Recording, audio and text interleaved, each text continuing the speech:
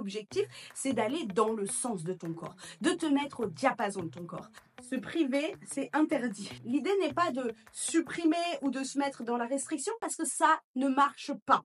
Si tu veux maigrir, mais tu ne sais pas par où commencer, je te présente 4 astuces toutes simples pour pouvoir se mettre sur la voie de la minceur au naturel.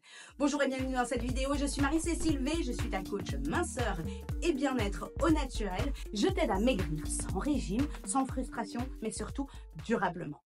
Et un petit secret, reste bien jusqu'à la fin parce que j'ai un cadeau pour toi.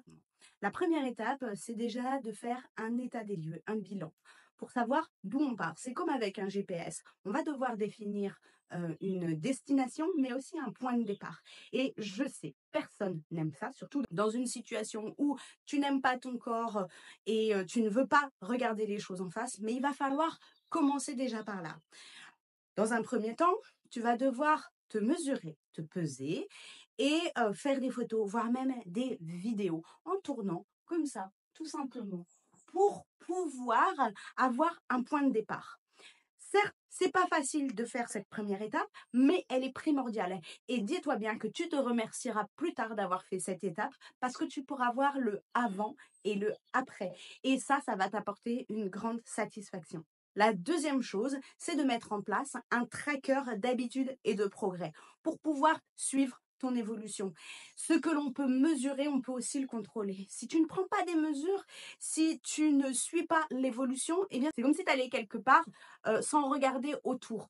Donc la trajectoire, elle est importante à suivre pour pouvoir rectifier quand tu fais des erreurs et suivre l'évolution. Et ça, c'est super important. Troisième chose, c'est d'associer la notion de plaisir. Tu vas mettre en place des nouveaux comportements, des nouvelles habitudes et c'est important que tu puisses les associer avec du plaisir pour que ça devienne quelque chose de normal, une nouvelle norme dans ta vie. Que ce soit pour l'alimentation ou même pour l'exercice physique, c'est important que tu puisses y prendre du plaisir pour que ces nouvelles habitudes puissent s'ancrer concrètement dans ta vie, dans ton quotidien et que ça devienne ta nouvelle identité. Quatrième chose, justement, quand on parle d'identité, c'est de te créer une identité, une nouvelle identité 2.0 de toi-même, capable de maigrir, capable de prendre soin de toi-même.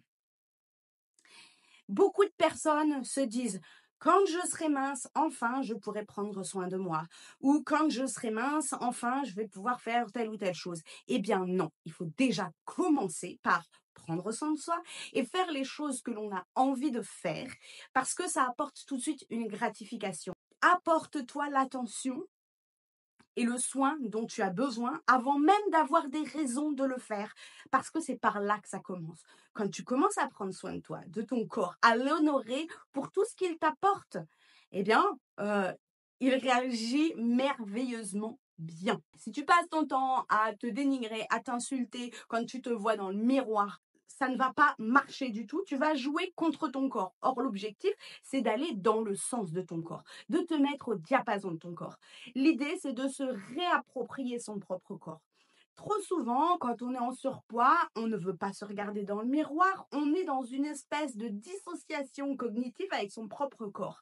Or, tu vas devoir apprendre à te le réapproprier, à le vivre de l'intérieur pour pouvoir vraiment changer les choses. On ne peut pas passer par le corps sans passer par le mental. Donc, il va falloir revenir dans ton corps. Porter de l'attention sur ce que tu ressens, sur ton ressenti corporel. C'est une étape primordiale pour faire la paix avec ton corps. Et la dernière étape, ça va être en termes d'alimentation. Il faut savoir que plus on consomme de la malbouffe, plus on a envie de consommer de la malbouffe et moins on a envie de manger des aliments sains. Mais l'inverse est vrai aussi, c'est-à-dire plus tu manges sain, plus tu as envie de manger sain et moins tu as envie de manger de la malbouffe parce que ton corps sait, ton corps ressent. Ton biote intestinal s'adapte avec ton alimentation habituelle et va demander encore et encore ce que tu as tendance à consommer la plupart du temps. Donc, élargis tes horizons. L'idée n'est pas de supprimer ou de se mettre dans la restriction parce que ça ne marche pas. Se priver, c'est interdit. C'est toujours important, je reviens toujours là-dessus, mais de mettre la notion de plaisir, c'est primordial, même en termes d'alimentation. Plus tu manges sain, plus tu vas avoir envie et besoin et ressentir de manger sain.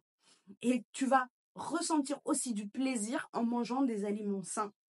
Crois-moi, ça marche. J'en ai moi-même vécu l'expérience.